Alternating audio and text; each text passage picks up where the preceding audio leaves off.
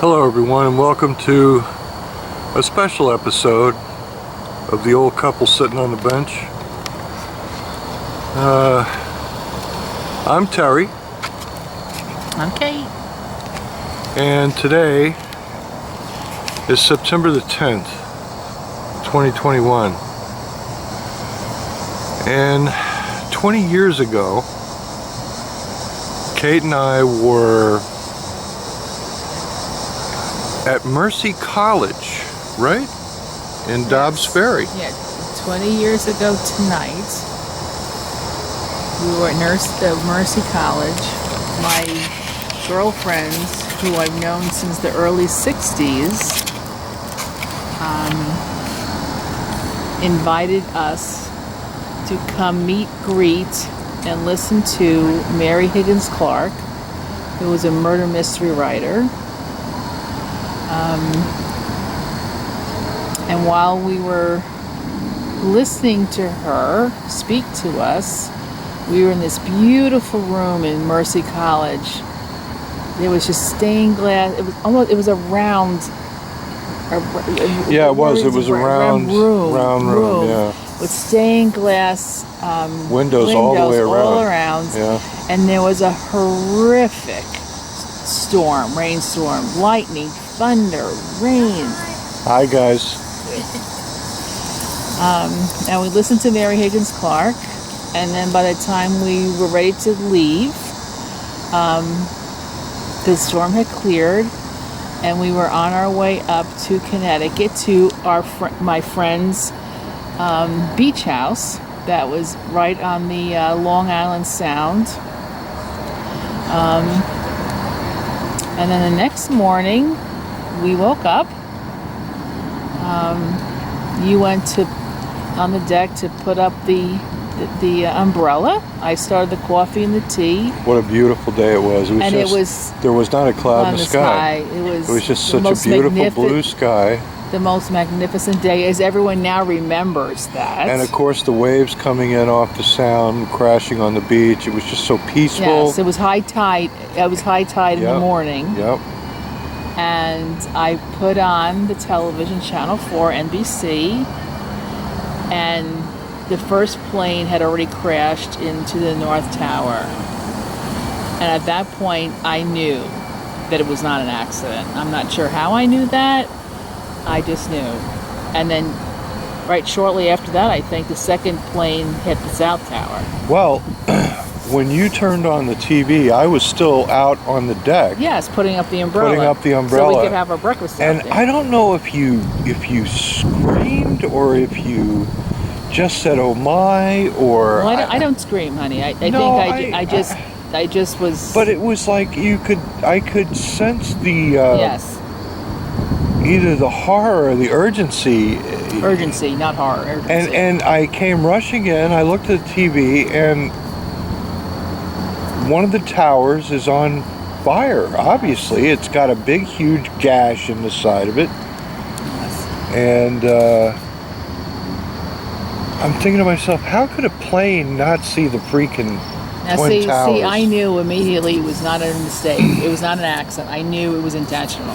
I don't know how. But as I'm standing there, and I think we had it on Channel 4, so it was NBC. Matt Lauer talking about how the plane had hit the building and everything. You can see in the background another airplane is coming in to hit the other tower, yes. And then strikes it about halfway up, and just a horrendous explosion. And that's when I knew we were at war. We were at war. And then, nowadays, the technology is so much more immediate. But back then, NBC was able to put up, have you seen my sister? Have you seen my mother? Have you seen my next door neighbor? Have you seen my cousin? Like, all these things were coming up on the, oh, gosh, it was awful. And just the unbelief, the almost denial, like how could this, and then the towers came down. Well, that was the most devastating. That was just the one and then the other. And you knew You knew all those policemen, all those firemen, everybody, all the rescue workers, the people still stuck inside the building. I mean, people just having breakfast on the plaza there. They were gone. The babies and the strollers. The just. Yeah, they were just gone. It was just unbelievable. And then we would go out onto the deck, and there was such a peacefulness there.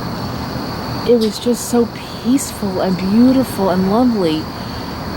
And then stepping back into the living room, and it was horrific. It was such a dichotomy. The scenes on the TV screen of stuff happening 90 miles from us was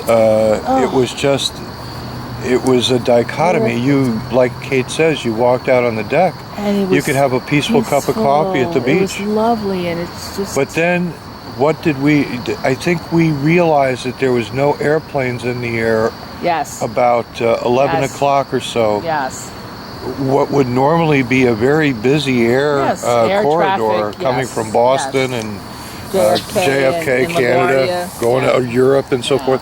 Nothing. Yeah. Nothing in the air. But then by noontime, you had the presence of mind to say, we got to go. Yeah. We have to get cash, we have to get gas, we have to get wine, and we have to get groceries. Yeah. Well, I think the shock wore off, and I realized, hey, this is not my first rodeo. Well, I don't think the shock wore off, but I think your survivalist kicked in. Yeah. Well, I knew that the grid was going to shut down eventually. And it did. Had to, and it did. And it did.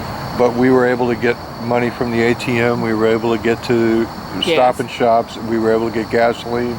We were able to get a couple of cases of wine, to get us through. And more groceries. More groceries. But then everything shut down. Everything shut down. And then that evening, because we could see the Long Island from where we were, because we were on the Long Island Sound, obviously. But that night, from Manhattan, there was smoke, but it was pink smoke, purple, and blue smoke. Blue, pink and blue. That's right. Right, that's right. Like all the men and women that their souls were going up to their ashes were going up to, because you could literally see the smoke from the World Trade Centers from 90 miles away in Milford, Connecticut, on Silver Beach. I mean, it was. I don't even know how to describe it. No, it was awful. It was awful. But then the town, because we were there for a week. This happened on a Tuesday.